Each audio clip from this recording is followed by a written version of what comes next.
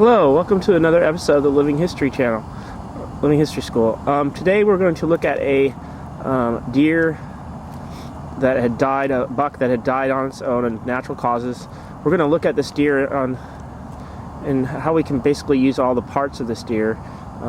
Even though all the flesh is gone, there's a lot of good bones and antler that could be salvaged. So we're going to go through this deer and kind of point out some of the things that you could use this deer for, use the deer bones for. So I'll pan out here and pan in a little bit. So first of all, we have the nice rack here. Obviously, you can use those tines, the tips of the tines. You can cut those off and use those for making arrowheads as basically pressure flakers. You have the base of the antler that you could use for a number of different things. You can turn this base into a wedge, an antler wedge for splitting wood, doing different types of woodworking. Basically, you'll sharpen that at one angle, and you'll be able to hit it at the base there and make a wedge.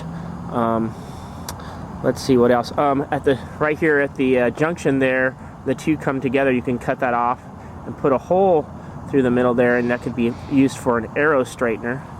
And I have some of these tools I might show you a little later on that I've already made. So let's pan out a little bit here. Right there, that's the front leg of the deer. They have a scapula. Here, I'll take a stick and kind of point it out here so you can see. Right here is that's a scapula. That can be made into a saw for cutting, harvesting tules and cattails. You can dry this out and then basically put a serrated saw edge on there and turn this into a saw. This is a humerus here, upper arm bone. This could be used for various long bones could be split and made into smaller pieces for awls and fish hooks and things. The bone's, of course, a lot thicker. And then the radius and ulna, especially this ulna that's right here, that radius and ulna kind of come together. The ulna can be used. Let me see if I can get it a little closer to it. Well, it's kind of a curve onto it, and it comes to basically its own point. And naturally, it could just be made into an awl. And then, of course, we're coming down to the deer hooves. They can be made. You can take this hoof when it rots off or boil it off, and it could be made into glue or made into a rattle.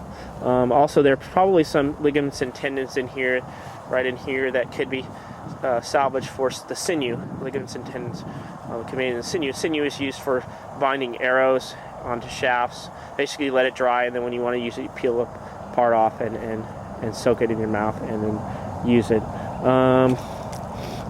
Rib bones could be used for sweat scrapers in a sweat lodge. The Indian name for deer in Scapula is Mowich. Look, Mowich Mimulus. This deer is dead here. Dead deer, Mimulus.